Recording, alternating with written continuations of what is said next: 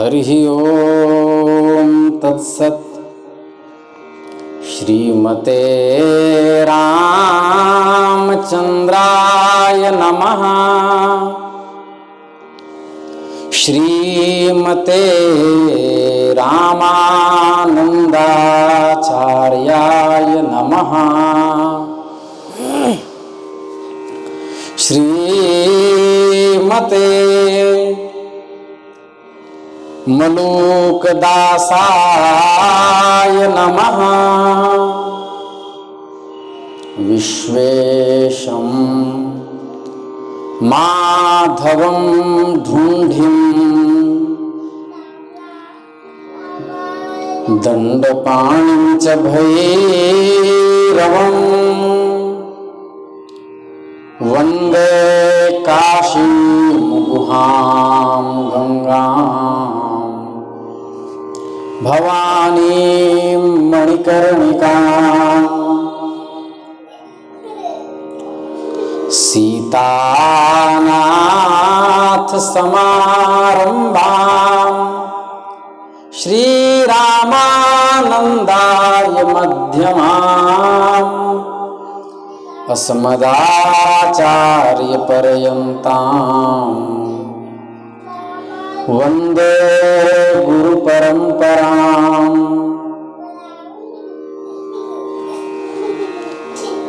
प्रहलाद नारद पराशर पुंडरीका व्यासाम्बरीश शुक शौनक भीष्मदाभ्याम् रुक्मांगदार्जुन वसिष्ठ विभीषणादीन् पुण्यानिमान् परम भागवतान् नमामि। अतुलित बलधामम् स्वर्णशैलाभदेहम् दनुजवन कृशानुं ज्ञानिनामग्रगण्यम् सकल गुण निधानं वानराणामधीशम्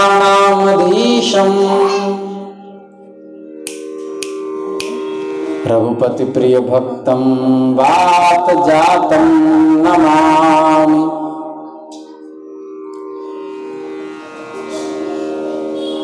हरि बोल हरि बोल हरि बोल हरि बोल हरि बोल हरि बोल हरि बोल हरि बोल। केशव माधव हरि हरि बोल मुकुंद माधव गोविंद बोल गोविंद गोविंद गोविंद बोल। हरि बोल हरि बोल हरि बोल हरि बोल। राधे राधे राधे राधे कृष्णा कृष्णा कृष्णा हरे कृष्णा। श्री वृंदावन बिहारी लाल की जय। नमः पार्वती पतये हर हर महादेव। अनंत कोटि ब्रह्मांड नायक सर्वैश्वर्य परात्पर परम ब्रह्म भगवान श्री हरि की असीम अनुकंपा से हम आप सब विशुद्ध सत्संग परिसर में सत्संग लाभ प्राप्त कर रहे हैं। आज भगवान बिंदु माधव से एक बहुत बड़ा निमंत्रण आया। पूज्य गुरुजी श्री बापट गुरुजी, जो पुराण के उत्कृष्ट विद्वान वाराणसी के थे, वो प्रतिदिन श्रीमद् भागवत की कथा बिंदु माधव को सुनाते थे। वहीं पर मंच बना है, उनकी तरफ मुख करके उनको सुनाते रहते थे। तो अब उनका महाप्रयाण हो गया है, तो गद्दी खाली है। तो प्रतिदिन सत्संग के लिए श्रीमद् भागवत भगवान बिंदु माधव को सुनाने के लिए हमारे पास बात आई थी। पुजारी जी से बात चल रही है, शायद 2-3 दिन के बाद प्रतिदिन श्रीमद् भागवत की कथा बिंदु माधव भगवान में नित्य होगी। जहाँ पर अग्नि बिंदु ऋषि ने हजारों वर्ष तक तप करके श्री कृष्ण का साक्षात्कार किया और भगवान ही बिंदु माधव बन गए, जिनको कई विद्वानों ने श्रीधरी सुनाई, जो साक्षात शालिग्राम स्वरूप हैं, साक्षात विराजमान है। काशी खंड में उनकी महिमा कौन कहे। और कार्तिक का मास भी चल रहा है, निश्चित ही ठाकुर जी की असीम अनुकंपा दास के ऊपर है कि श्रीमद् भागवत का पाठ परसों से गुरु जी से अध्ययन प्रारंभ होना है। और कथा के लिए भी आई कि भगवान दास की वाणी सुनना चाहते हैं और हमारी भी वाणी पवित्र होगी। ये बड़ी कृपा है। कक्ष पे देवी भागवत की कथा, यहाँ महापुरुषों का चरित्र और वहाँ श्री कृष्ण का चरित्र। पूरे ब्रह्मांड में सबसे सुखी व्यक्ति हम ही हैं, सबसे सौभाग्यशाली। हमसे ज़्यादा सुखी कोई नहीं। भले ईर्ष्या हो किसी को तो हो, सबसे सुखी हम। और इस सुख को नज़र भी नहीं लग सकती, क्योंकि ये सुख हमारा नहीं है, ये श्री कृष्ण का सुख है। उसी में हम भी गोता लगा रहे हैं। बोले श्री कृष्णचंद्र भगवान की, बगला मुखी महारानी की जय। आइए, महाप्रभु श्री कृष्ण चैतन्य, जिन्होंने रामचंद्र खां के ऊपर कृपा की, अब कहते हैं कि श्री कृष्ण चरित्र रूपी रसायन का जब तक व्यक्ति पान नहीं करता, तब तक उसको शांति की प्राप्ति नहीं हो सकती।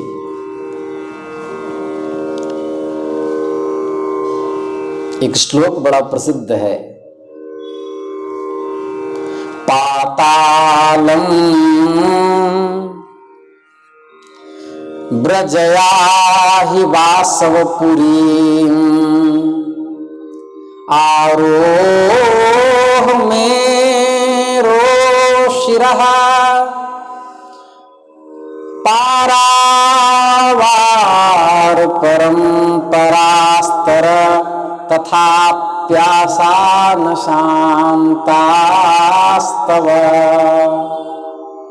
आधि व्याधि जरा पराहत यदि क्षेमं निजं वाञ्छसि श्रीकृष्णेऽपि रसायनं रसय रे शून्यैः किमन्यैः श्रमैः पातालं व्रजयाहि वासवपुरीं आरोह मेरो शिरः। चाहे तू पाताल चला जा, चाहे स्वर्ग में जाकर निवास कर, चाहे सुमेरु पर्वत पे शिखर पर चढ़ करके बैठ जा, या समुद्र से पार होकर किसी अपरिचित देश में चले जाओ, ये सब करने पर भी तुझे शांति की प्राप्ति नहीं हो सकती। यदि तू सचमुच अपना कल्याण चाहता है, यदि वास्तव में तेरी आधि व्याधि जरा मृत्यु से बचने की प्रबल इच्छा है, तो श्री कृष्ण रूपी रसायन का सेवन कर, उसी से तेरे संपूर्ण रोग दूर हो जाएंगे। यही बात गोकर्ण ने अपने पिता आत्मदेव से कही है, धर्मं भजस्व सततम त्यज लोक धर्मान। पिताजी, धुंधकारी के मृत्यु के बाद आप क्या सोच रहे हैं? आपके कल्याण का कारण एक ही है, धर्मं भजस्व सततम त्यज लोक धर्मान। जाया सुतादिषु परम ममतां विमुञ्च। अन्यस्य दोष गुण चिंतनमाशु मुक्त्वा सेवा कथा रसमहो नितरां पिबत्वम्। सेवा कथा रसमहो नितरां पिबत्वम्।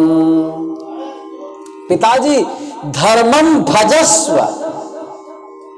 धर्म क्या है? कृष्ण एव परम धर्मः। श्री कृष्ण को भजिए।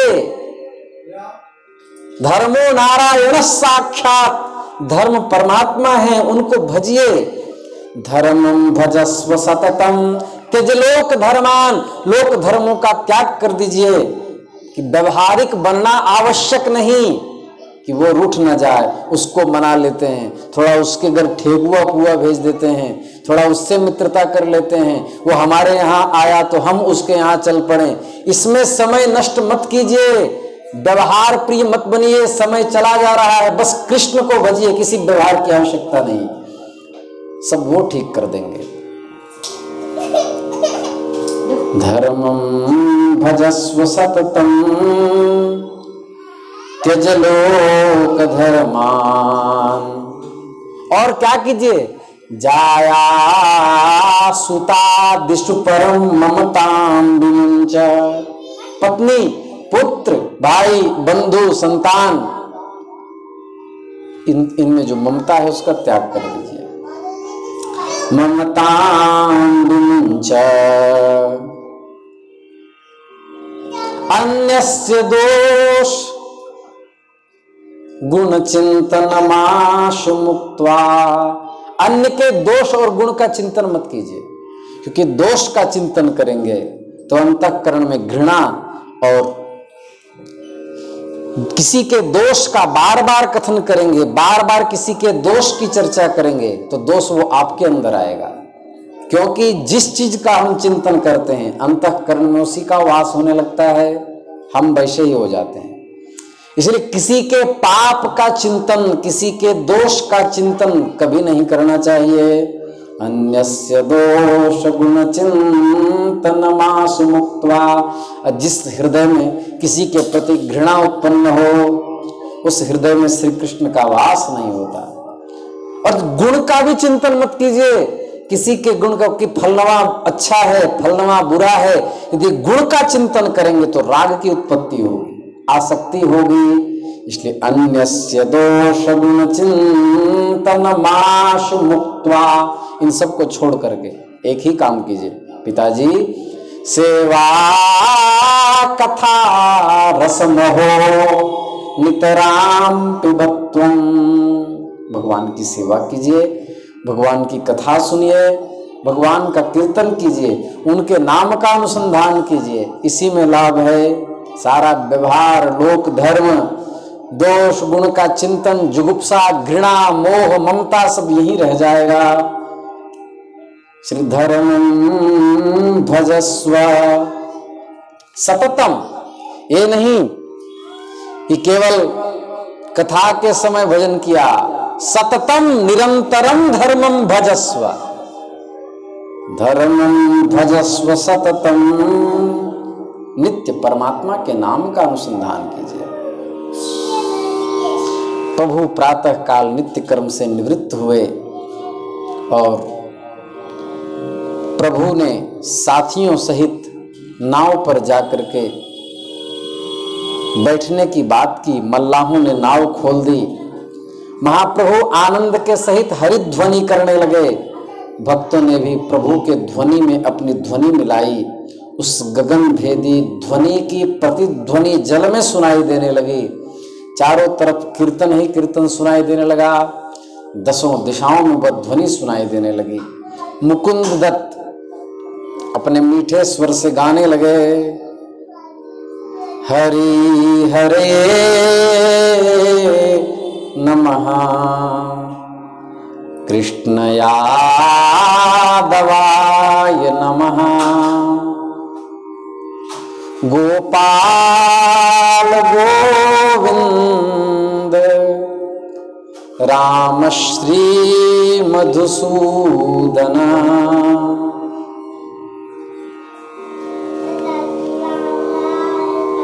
सब कीर्तन करने लगे। चैतन्य महाप्रभु हाथ उठा उठा करके नृत्य करने लगे। हरे राम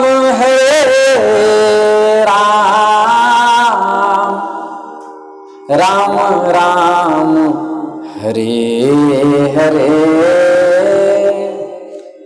हरे कृष्णा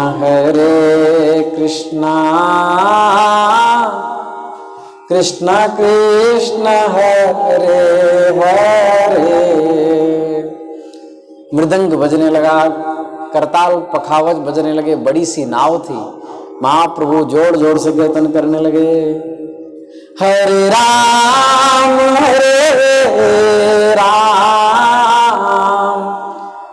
राम राम हरे हरे,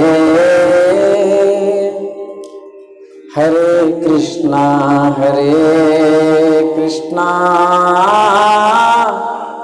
कृष्णा कृष्णा हरे हरे, हरे राम राम राम हरे कृष्णा कृष्णा कृष्णा हरे हरे, हरे राम राम राम हरे हरे, हरे कृष्णा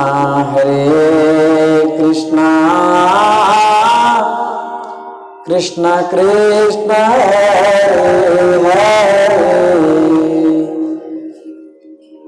हरे राम राम राम हरे हरे, हरे कृष्णा कृष्णा कृष्णा हरे हरे, हरे राम राम राम हरे हरे, हरे कृष्णा कृष्णा कृष्णा हरे हरे, हरे राम राम राम हरे हरे, हरे कृष्णा कृष्णा कृष्णा हरे हरे। इस तरह कीर्तन करने लगे। महाप्रभु आवेश में आकर नाव में ही खड़े होकर नृत्य करने लगे। नौका नृत्य के वेग को न सह सकने के कारण डगमगाने लगी। सभी मल्लाह घबराने लगे। 2-3 मल्लाह लगे हुए थे। बोले, अरे हमारी नाव तो इस प्रकार से तो डूब ही जाएगी। उन्होंने कहा, सन्यासी बाबा हमारे ऊपर दया करो, उस पार पहुंचकर जितना नाचना हो, जितना जी चाहे नाच लेना, हमारी नाव को पार लग जाने दो, बीच में ही डुबो दोगे क्या? इस प्रकार मल्लाह कुछ क्षोभ के साथ दीन वचनों में प्रार्थना कर रहे थे, किंतु महाप्रभु को होश कहाँ था, वो सुनने वाले कहाँ थे। वे उनकी बात को अनसुनी करके निरंतर कृष्ण कीर्तन करते ही रहे। इससे क्या हुआ, प्रेम विह्वल होकर कीर्तन कर रहे थे। मल्लाहों ने कहा महाराज आप तो मान तो जाइए, नाव में इस प्रकार उछल कूद करके नृत्य करना बिल्कुल अच्छी बात नहीं। आप देखते नहीं उस पार घोर जंगल है, उसमें बड़े बड़े खूंखार भेड़िए, चीते, बाघ, जंगली सूअर रहते हैं। आपकी आवाज को सुनकर वे दौड़ आवेंगे। जल के भीतर मगरमच्छ और घड़ियाल है, नदी के चारों ओर डाकू चक्कर लगाते रहते हैं। आप वे जिसे भी पार होते देखते हैं उसे ही लूट लेते हैं, और आप चिल्ला चिल्ला करके मौत को निमंत्रण क्यों दे रहे हैं। उनकी कातर वाणी को सुनकर के, मल्लाहों के वाक्य को सुनकर के मुकुंद दत्त, जगदानंद, नित्यानंद आदि महाप्रभु ने कीर्तन तो बंद कर दिया, किंतु भगवान तो बोलते जा रहे थे हरे राम राम राम हरे हरे, हरे कृष्णा कृष्णा कृष्णा हरे हरे। प्रभु के उत्साहपूर्ण वाक्यों को सुनकर फिर सब के सब कीर्तन करने लगे। धन्य है ऐसे कृष्ण कीर्तन को जिसमें आनंदोद्रेक इतना है कि प्राणों तक का भय नहीं। डाकू आए, सुअर आए, जंगली बैल आए, चीता आए, बाघ आए, मगरमच्छ ग्रस ले, कोई चिंता नहीं। अमृत के सागर में डूबने का भय कैसा। श्री कृष्ण नाम तो जीवों को आदि व्याधि और संपूर्ण भयों से मुक्त करने वाला है। इसलिए तो पद्म पुराण में 158वें अध्याय में शायद या 156वें अध्याय में पद्म पुराण के उत्तरखंड में आया, सच्चिदानंद रूपाय विश्वोत्पत्त्यादि हेतवे। नहीं, ये श्रीमद् भागवत के महात्म्य। और पद्म पुराण में तो प्रारंभ होता है नैमिषे निमिष क्षेत्रे, नैमिषे सूतमासीनम अभिवाद्य महामतिम। तो वहां पर आया सच्चिदानंद रूपाय विश्वोत्पत्त्यादि हेतवे तापत्रय विनाशाय श्री कृष्णाय वयम नुमः। श्री कृष्ण का नाम तीनों तापों को नष्ट करने वाला है। तीन ताप कौन कौन से? आधिदैविक, आधिभौतिक और आध्यात्मिक। काम, क्रोध, मदलोभ, वासना, ये सब जो ताप है, भूकंप, महामारी, ये सब जो ताप है, शत्रु, प्रतिकूलता, प्रतिकूल अवस्था, बाढ़ आदि आना, ये सब जो ताप हैं, इन सब तापों को नष्ट करने वाला कृष्ण नाम है। अरे उनके नाम से तो, भगवान के नाम से तो विश्व भी अमृत बन जाता है। प्रमाणम तत्र मीरा, मीरा जी प्रमाण है। राणा ने वहां लिखा है, राणा ने दीना जहर का प्याला, पी गई मीरा हाची रे, पग घूंघरू बांध मीरा नाची रे। ये राम नाम का प्रभाव है। लोग कहे मीरा भई बावली, सास कहे कुल नाशी रे, पग घूंघरू बांध मीरा नाची रे, पग घूंघरू बांध मीरा नाची रे।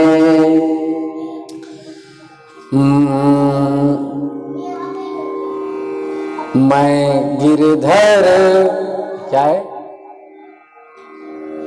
मीरा के प्रभु गिरधर नागर, मैं तो अपने नारायण की चरण कमल की दासी रे,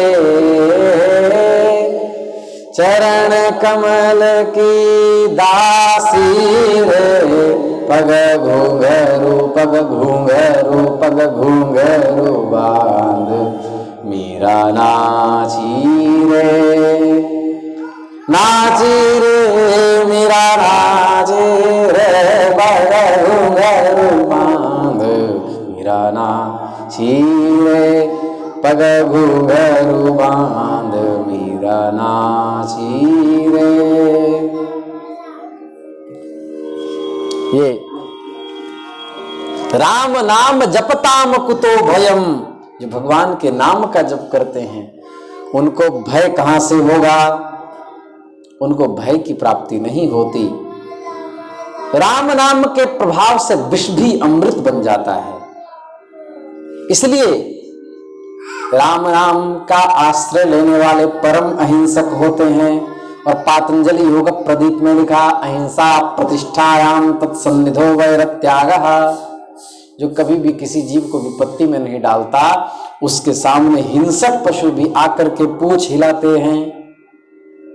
राम नाम के प्रभाव से हिंसक जंतु भी अपना स्वभाव छोड़कर प्रेम करने लगते हैं। यही तो कारण है कि झारखंड की गलियों में जब महाप्रभु गुजर रहे थे तो वहां के जंगल के शेर, चीता, भालू सब अपने आगे के पांव ऊपर उठा करके जोर जोर से हरे राम राम राम हरे हरे, हरे कृष्णा कृष्ण कृष्ण हरे हरे कीर्तन करने लगते। ये स्थिति थी। वाह, धन्य है ऐसे महाप्रभु को। प्रभु इस प्रकार कीर्तन में संलग्न प्रभु को देख करके नाविक समझ गए कि यह कोई असाधारण महापुरुष हैं, इन्हें कीर्तन से रोकना व्यर्थ है। जहां पर ये विराजमान हैं वहां पर किसी प्रकार का अमंगल हो ही नहीं सकता। नाव प्रयाग घाट पर आकर के लगी। वहां के घाट का नाम था प्रयाग घाट। और अपने साथियों से उन्होंने कहा, तुम लोग यहीं ठहरो, मैं भिक्षाटन करके आता हूं। उस काल में और अभी भी बंगाल, बिहार और उड़ीसा, इनमें बने बनाए अन्न को भिक्षा रूप में देने की परिपाटी नहीं थी। कच्चा अन्न देते हैं, चावल दे दिया, दाल दे दिया, सीधा देते हैं, उल्टा नहीं देते, मतलब कि बनाकर नहीं देते। अब तो कुछ लोग सीखने लगे हैं, तो भट्टाचार्य ब्राह्मण सन्यासी को बने बनाए सिद्ध अन्न की भिक्षा देने लगे। पहले तो सूखा ही अन्न लोग भिक्षा में देते थे। प्रभु जिसके द्वार पर जाते, नारायण हरि आवाज देते, वहीं बहुत सा अन्न लेकर के उन्हें देने के लिए गृहिणियां दौड़ जाती। उनके अद्भुत रूप लावण्य को देखकर स्त्रियां हतप्रभ रह जाती और कहती, अभी कितना छोना सा है और इस बालक ने संन्यास ले लिया। अभी इस युवक की आयु क्या थी? कई बार हम लोगों को ऐसे प्रश्नों का सामना करना पड़ता है। महाराज, अभी तो 4 दिन हुए हैं, आपके दांत भी अभी अच्छे से नहीं आए, दाढ़ी मूछ भी नहीं हुए और आप बाबा जी बन गए। माता पिता पर आपने कितना जुल्म ढा दिया। तो ये वो गलत नहीं कहते, वो अपने अनुसार तो ठीक ही कहते हैं। उन विचारों को, स्मृति सिद्धांतों का ज्ञान कहाँ। तो ये स्थिति थी।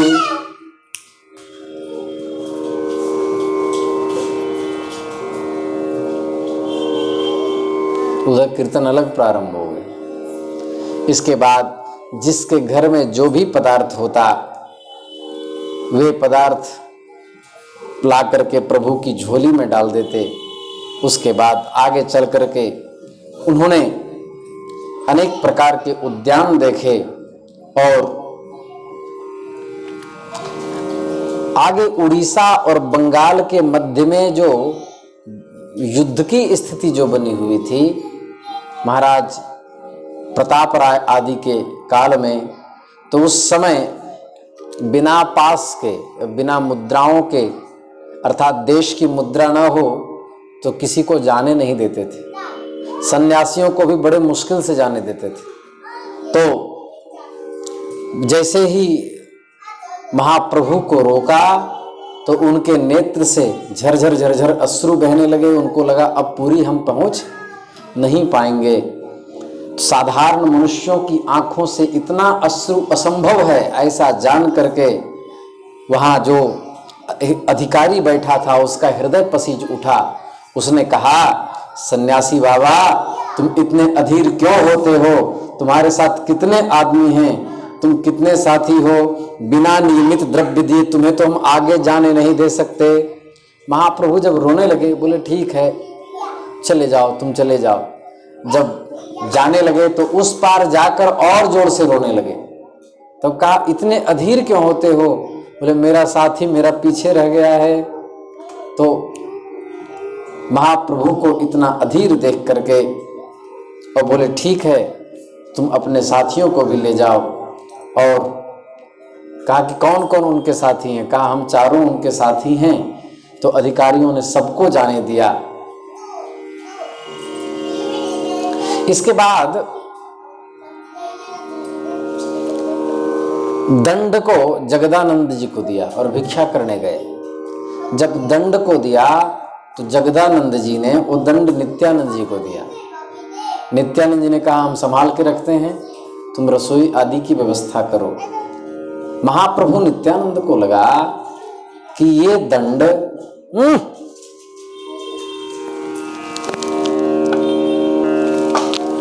तो इसके बाद दंड तो दिया, लेकिन नित्यानंद महाप्रभु को लगा कि इनका दंड रखना तो व्यर्थ है, क्योंकि महाप्रभु महाभावावेश में रहते हैं। तो दंड तो प्राकृत लोग जब संन्यास लेते हैं तो उनके लिए है, ये तो असाधारण है। और ये नृत्य करते हैं तो दंड कहाँ, कमंडल कहाँ, वस्त्र कहाँ, इनको होश नहीं रहता। तो दंड भी इनकी भक्ति में बाधा है। ऐसा कहकर के दंड को बीच से तोड़ फोड़ करके रख दिया। कहा इससे महाप्रभु को परेशानी होती है। दंड को तोड़ दिया। जगदानंद जी ने कहा दंड कहाँ है? बोले ये पड़ा है। टूटे देख करके उनकी तो सिट्टी पिट्टी गुम हो गई। उन्होंने कहा कि आपने ये अच्छा काम नहीं किया। अब महाप्रभु को हम लोग मुंह क्या दिखाएंगे? अब तो उनके क्रोध का भाजन बनना पड़ेगा। ये आपने ठीक नहीं किया। तो इन्होंने सारी बातें समझाई तो भला वो कहाँ मानने वाले थे। उनकी तो हालत खराब हो रही थी। जैसे तैसे डरते डरते जा करके चैतन्य महाप्रभु से कहा कि भगवान मेरी कोई गलती नहीं। बोले बताओ हुआ क्या? बोले श्रीपाद को हमने नित्यानंद जी को दंड दिया, उन्होंने तोड़ दिया, इसमें मेरी कोई गलती नहीं है। मुझे पता रहता तो मैं देता ही नहीं। तो रोष प्रकट करते हुए कहा श्रीपाद आपके सभी काम बड़े चपलतापूर्ण हैं, भला दंड भंग करके आपको क्या मिल गया? आप मेरे सन्यास में बाधा क्यों बनना चाहते हैं? हमने आपका क्या बिगाड़ा है? एक दंड ही तो परम धन था। उद्धत श्वास से एकदम क्रोधित होकर के बोलने लगे कि तुम्हारा जो ये उदंड स्वभाव है, इसके कारण से अब मैं आपके साथ नहीं रह सकता, क्योंकि आपके साथ धर्म पालन करने में संशय है। वो हंसी के भाव से नित्यानंद जी ने बात को टालते हुए कहा भगवान वह तो बांस का ही दंड था, उसके बदले में आप मुझे दंड पात्र बना लीजिए और जो चाहे वो दंड दे दीजिए। मुझे दंड समझ लीजिए। वह बांस का दंड कैसे था? उसमें सभी देवताओं का अधिष्ठान था। आप तो मुझे न जाने क्या समझते हैं और अपनी दशा का पता मुझे ही लग सकता है। एक दंड था वह भी आपने नष्ट कर दिया। आप लोग आगे जाएं या तो पीछे जाएं, आप लोग के साथ मैं नहीं जाऊंगा। प्रभु आप ही आगे जाएं। ऐसा करके भगवान उनका साथ छोड़ करके दौड़ने लगे। दौड़ते दौड़ते जलेश्वर महादेव पहुंचे। जलेश्वर महादेव में उन्होंने शिव जी का एक बड़ा भारी मंदिर देखा। श्रद्धालु ब्राह्मण वहां यज्ञादि कर्म कर रहे थे। कोई उच्च स्वर से शिवतांडव आदि स्तोत्रों का पाठ कर रहा था। प्रभु उस पूजन को देख करके अत्यंत संतुष्ट हुए और दंड भंग होने से जो उनका क्रोध था वो भगवान शिव के दर्शन से जाता रहा। वे आनंद मग्न होकर शिव जी का कीर्तन करने लगे। अच्छा, एक बात ध्यान दें, गौड़ीय संप्रदाय में कई मत हैं, जिसमें इस्कॉन आदि भी एक मत है। पर समस्या यह है कि प्राककालिक महापुरुषों के माध्यम से धर्म का जो यथार्थ प्रचार हो रहा था, वर्तमान में संस्था में रहे मनमुखी कुछ लोग ईश्वर के स्वरूपों में भेद कर देते हैं। ये परंपरा इस्कॉन में ज्यादा चल रही है। श्री कृष्ण को परब्रह्म मानेंगे और शिव को जीव कोटि में समझते हैं। समस्या यह है, वो राम को परम तत्व नहीं मानते। वो कहते हैं विष्णु से भी परम तत्व श्री कृष्ण है, जो कि राम कृष्ण नारायण में किसी भी प्रकार से कोई भेद नहीं है। तो ये भ्रांतियां अब समाज में उठने लगी हैं। हमने एक किसी इस्कॉन के प्रवक्ता का सुना, तो वो कह रहे थे भगवान विष्णु और श्री कृष्ण में थोड़ा भेद है। बोले क्या? बोले 4 चीज जो है जो विष्णु में नहीं है श्री कृष्ण में है। बोले क्या? माधुर्य भावना, वेणुवादन। अब हमको यह बताओ कि भगवान विष्णु संकल्प कर लें तो क्या वो रास नहीं कर सकते? क्या उनको बंसी बजाने के लिए कहीं कक्षा सीखनी पड़ेगी? देखिए, तत्वतः इनमें कोई भेद नहीं है। अच्छा, एक बात और, इष्ट निष्ठा होना कोई गलत नहीं, अपने इष्ट को परम बताना कोई दोष की बात नहीं, पर अन्य को एकदम नगण्य कह देना यह अपराध है। अभी हमको ये बताइए, यदि जगदम्बा को हम श्री कृष्ण से छोटा बताने लगे तो रामकृष्ण परमहंस को तकलीफ होगी कि नहीं? यदि हम भगवान विष्णु को श्री कृष्ण से छोटा बताएं तो ध्रुव जी को तकलीफ होगी कि नहीं? नरसिंह भगवान को श्री कृष्ण से छोटा बताएं तो प्रहलाद जी को तकलीफ होगी कि नहीं? उनके लिए तो वही सब कुछ है। और यदि कोई शिव तत्व का उपासक भगवान शिव को परम बताए और श्री कृष्ण को छोटा बताए तो गोपियों को तकलीफ होगी कि नहीं? इसलिए राम कृष्ण नारायण शंभु कोई भेद नहीं है, ये महाप्रभु की इस लीला से जानना चाहिए। वो शिव जी की स्तुति करने लगे, महिम पारंते परम विभूषो यद्य सदृशी स्तुतिर ब्रह्मादीना मपि तदवसन्नास्त्वयि गिरः हरिस्ते सहस्रम। हे नाथ, भगवान श्री हरि एक बार आपके शिवलिंग की उपासना के लिए 1000 कमल दल लेकर के आपके विश्वनाथ मंदिर काशी में गए। वहां आपने 999 छोड़ दिया और एक कमल को छिपा लिया, पूजा खंडित न हो जाए। तो 1000वां मंत्र जब भगवान बोल रहे थे तो श्री हरि ने अपने तरकस से बाण निकाले और बाण निकाल करके अपनी आंखें नोच करके चढ़ा दी कि हमको लोग कमल नयन कहते हैं।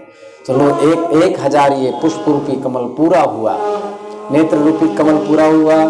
यह देख करके आप आनंदोद्रेक से भर गए, आपने कृपा कर दी और आप भगवान से कहने लगे, हे नाथ, हमसे अपराध हो गया, हम तो विनोद कर रहे थे, आपकी भक्ति से हम परम संतुष्ट हैं, इसलिए आपके अंगुलियों में सदा हम सुदर्शन चक्र बन के रहेंगे।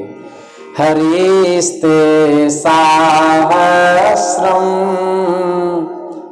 कमल बलि माधाय पदयो यदेको तस्मिन् निजमुदहरन्नेत्रकमलं गतो भक्त्युद्रेकः परिणतिमसौ चक्रवपुषा। विश्वनाथ जी ही सुदर्शन बन गए।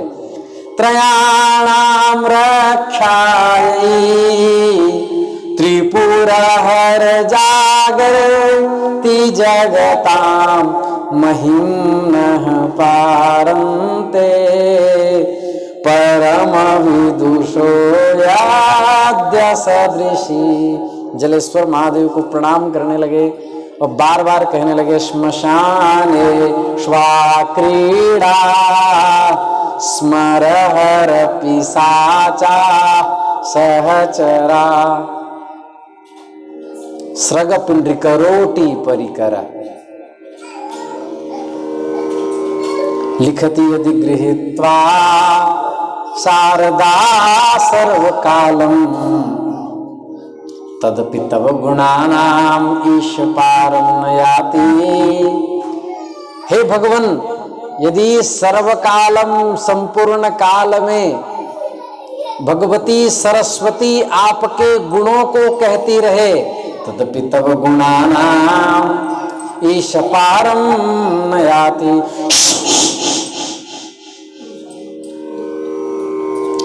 उसके बाद भी आपके गुण को नहीं कह सकते। मैंने भगवती सरस्वती स्वयं आपके गुणों के लेखन करने में समर्थ नहीं है।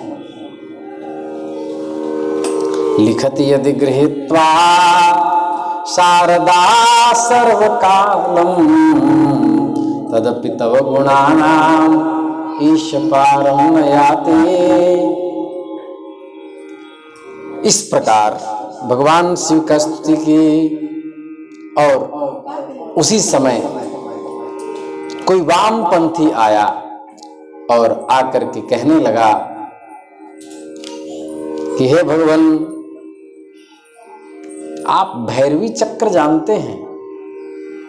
वामपंथी किसे कहते हैं? ये वो तांत्रिक लोग जो शराब पीते हैं, मुर्दा खाते हैं आदि। तो वामपंथियों ने कहा कि आप कारण सेवा लेते हैं कि नहीं महाप्रभु से? वामपंथियों ने कहा आप कारण सेवा लेते हैं, मतलब मदिरा पीते हैं और बाबा की बूटी चलती है कि नहीं? तो उन नशाखोरों ने जब कहा, वर्तमान समय में बड़ी विडंबना है, साधकों का बहुल समाज नशा में डूबता जा रहा है, जिसमें वेदांत आदि का अध्ययन होता था, उन पवित्र भगवान शंकराचार्य की परंपरा आदि में भी नशा को भूमिका दे दी गई है। महात्मा है तो गांजा जरूर होना चाहिए, महात्मा है तो अफीम जरूर होना चाहिए, महात्मा है तो भांग जरूर खाना चाहिए, योग हो चाहे नहीं, जप हो चाहे नहीं, पूजन पाठ हो चाहे नहीं, महादेव के नाम पर नशा के लत में सब पड़ते जा रहे हैं। जो कि नशा किसका होना चाहिए? अद्वैत वेदांत का, शांकर भाष्य का, व्याकरण का, न्याय का, वेदांत का, प्रमाण प्रमेय संशय प्रयोजन दृष्टांत सिद्धांत अवयव तर्क निर्णय वाद जन्म गतंडा हेत्वा भाषा चल जाति निग्रह स्थानानाम तत्व ज्ञानान निश्रेषाधिगमः। इन तत्वों का ज्ञान होना चाहिए। दिन भर पूजन पाठ, ग्रंथों का अध्ययन, पुराणों का, शास्त्रों का अध्ययन, इसका नशा हो। तो हमने कई बार देखा है कि दिन में 10-10, 15-15 चीलम पी जाते हैं। तो उनसे भेंट हो गई, महाप्रभु ने कहा तो भैरवी चक्र और आनंद उड़ाते हो कि नहीं? वामपंथियों ने कहा हमारे आश्रम में पर्याप्त जगह है भगवान, चले आइए। सब लोग हंसने लगे, महाप्रभु भी हंस रहे थे। उन्होंने कहा कबीर प्याला प्रेम का अंत लिया लगाए। हम लोग भी प्याला पीते हैं बोले, लेकिन प्रेम का प्याला पीते हैं। और बोले रोम रोम में रमी रहा और अमल का खाए। और अमल की क्या आवश्यकता, अफीम की क्या आवश्यकता? हमने राम नाम रूपी प्रेमात्मक मदिरा का पान किया है, हमने भगवान के नामों को पिया है और उसको हृदय से लगाया है, इसलिए हमको किसी चीज की आवश्यकता नहीं है। इसलिए धन्य है ऐसे अमलियों को, ऐसे नशाखोरों के सामने ऐसे ये संसारी सभी नशे तुच्छ और हेय हैं। इस प्रकार जो भगवान नाम का नशा करता है उनको किसी नशे की आवश्यकता नहीं है। हरे रामा हरे रामा राम रामा हरे हरे।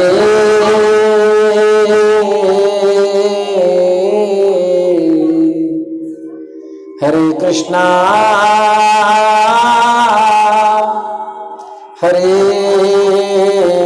कृष्णा कृष्णा कृष्णा हरे हरे।